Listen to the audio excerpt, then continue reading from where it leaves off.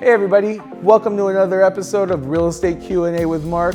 As always, I'm your favorite real estate broker, Mark Lima with the Lima Real Estate Group, and I'm here to provide value to you as your real estate expert. Today's question is a question I get most of the time actually when I'm having a drink with a friend or doing some dinner conversation or just a quick passerby and we're just kind of chopping shop. And that is, what are the major do's and don'ts when it comes to selling a home? You know, I could be here all day telling you do's and don'ts, but for the sake of brevity, I'm gonna keep it to some major high-level bullet points. Do declutter.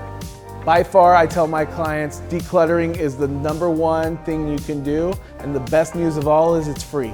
All it takes is your time and some sweat equity. So you going through, packing boxes, getting it off site, weeding through all the knickknacks and junk, all that good stuff, putting away the clutter, that's a good do.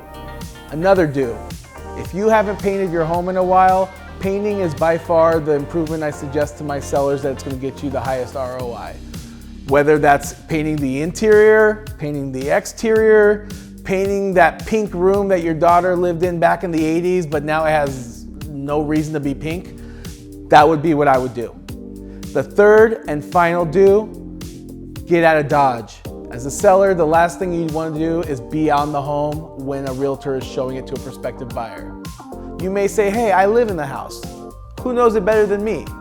Well, the answer is probably nobody, but your realtor's a close second, and that's why you're paying them.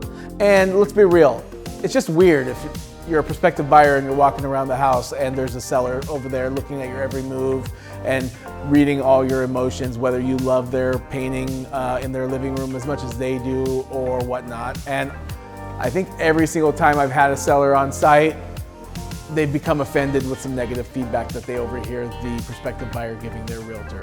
So those would be my three do's. My three don'ts would be don't overprice the listing. Why? Because today's buyers are more savvy than they've ever been. We've got Zillow, we've got $1 Million Listing, we've got Redfin. Everywhere you look, it's real estate. And we have access to what sold when, how much it was on the market for, how much it sold for, how long it took to sell. So the buyers are as savvy as ever. And if it's an overpriced listing, they are gonna know it. So the key to getting the highest price for your house is to price it right, get as many eyeballs and prospective buyers through the door, get as many offers to the table as possible, and letting the market and your expert real estate agent, which is me, negotiate like a pit bull and get every drop of juice out of that lemon for you so you maximize your returns. Another don't is don't think that you can get by leaving grossly overlooked repairs and still get a premium. Listen, I'm gonna sell your house no matter what, but if you have a big bathroom remodel that you left halfway done, the reality is a buyer is going to price that into their offer. So don't act like your house is worth the same as the house 2 doors down that's exactly like yours that doesn't have a half-built bathroom, because the reality is, again, buyers are savvy and they're gonna take that into account. The third and most important don't is don't hire an amateur. Listen, I get it. I started this business once upon a time myself. At one point, I was that cousin, friend's husband, old neighbor that they used just because of that. And I'm very, very, very appreciative that they took that leap of faith and did it.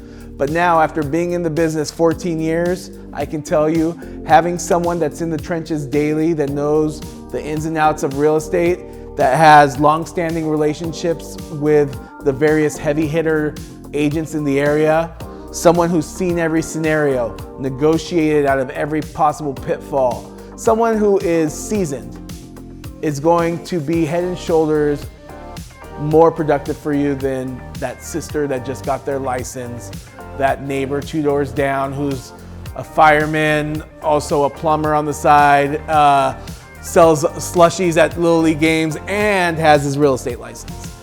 It's different. I like to tell people, think of it like you're going to court, you're being sued, or you're going to the doctor and you're told that you need a heart transplant. Who are you gonna want? A seasoned expert heart doctor that's done thousands of surgeries, a 30-year track record of success, at this point has seen it all? Or do you want someone that is an accountant but does open heart surgery on the weekends? You probably don't. Or someone that just got their medical license. You'd feel a hell of a lot comfortable going with the expert. Same thing with an attorney, same thing with everything. I'm a firm believer in good professionals aren't cheap and cheap professionals aren't good. So don't try and save a buck and cost yourself $1,000. Get an expert. Sorry for being a little long-winded on this episode, but those are my 3 major do's and don'ts with selling a home. As always, if you have any other questions, you know where to find me. I'm always happy to help. See you guys next week.